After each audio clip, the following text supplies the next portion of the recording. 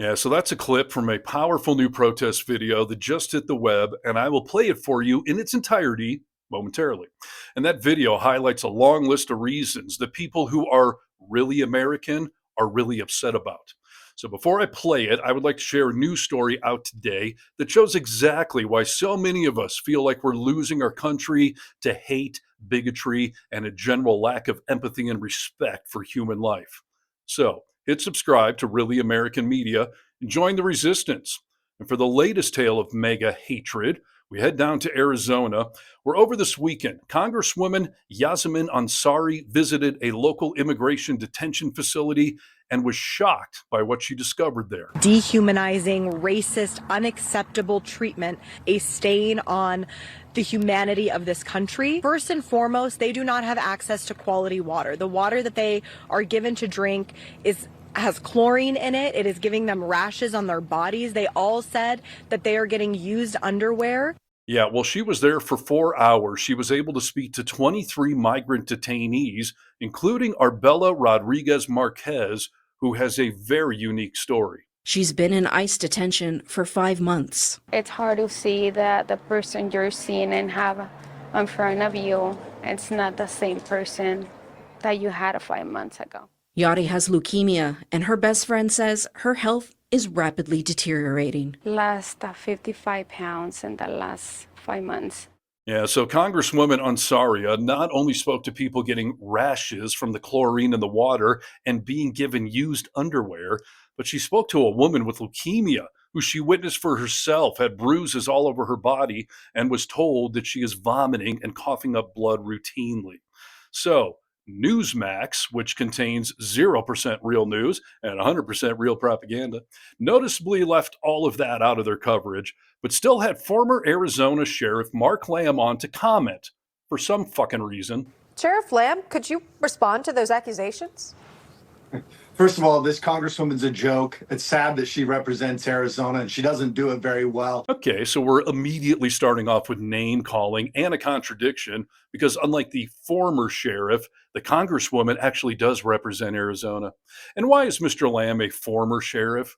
Well, he tried to run for the Senate there and lost in the primary to notorious mega whack job Carrie Lake, who went on to lose in the general election to the Democrat Ruben Gallego, thankfully. And by the way, Mr. Lamb, take your fake, pristinely clean cowboy hat off when you're inside and on television. It's called manners, sir. I know this facility all very, very well. It was in my county, as was the federal facility and our local facilities that house inmates. The standard of care is extremely high. Yeah, I love that the former sheriff claims to know what the current conditions are in a facility that is now under the Trump regime. The last time he would have been there, it would be under the Biden administration. So he's speaking from a place of ignorance, which I'm sure is nothing new for him. Look, I have 5 kids. If I prepared food for 5 kids, one of them was going to complain. Imagine having to do that for thousands of people, especially people that aren't from this country. If I walk into my jail or Sheriff Daniels walks into his jail, somebody will inevitably complain about the food. Oh, playing the dad card, I see. Well, first of all, cowboy, would you be okay with your kids being in a Mexican facility and being treated like this, especially if one of them had leukemia? And BT Dubs, the congresswoman didn't mention anything about the food there. But your point has been made. Whether it's your kids or detainees, you don't care if they like the food or not. I was actually able to obtain exclusive video of Mark Lamb back when he had a job and was at that facility addressing the quality of the food there. Oh, right, Margaret. You wanted prime rib. Here's the deal. The Palm wasn't taking reservations. Now, we want to try Morton's because I understand they have a new chef. So for now, let's just go with the Alpo, okay? I know it's not your first choice, but keep in mind, you're a fucking dog. Okay, so that's obviously a joke and a funny one, but I'm extremely sure that Mr. Lamb treats those beneath him like they deserve less than the average human. Now, if only I could find a clip, maybe from this exact same interview, that would prove that point. But here's the truth of it. The standard of care that is required for people that are in our facilities, especially those on an ICE detainer or ICE hold is extremely high, irritatingly high, to the point where most sheriffs don't even want to engage in those contracts because of how high the standard is. The care in those facilities is beyond what Americans would expect or anticipate for somebody who broke the law and came into this country illegally. Yeah, wow. He actually said that. These standards are irritatingly high, and most sheriffs don't even want to deal with it. It's very appropriate that this guy's last name is Lamb because he is nothing but a mega sheep.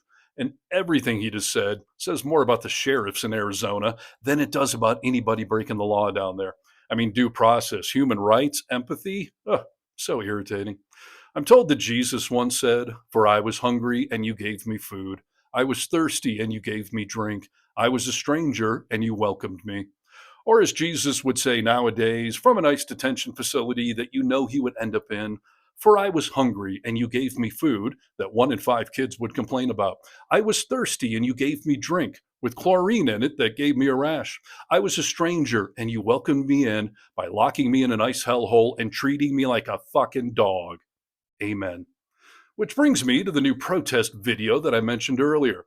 There's a Facebook group that I would encourage you to check out. They're called the 5051 Movement, as they're an anti-MAGA group and help organize protests, amongst other things. So one of their members, Michael Amaratis, my apologies if I mispronounced your name, just posted this video. And while there's no talking in it, it speaks volumes.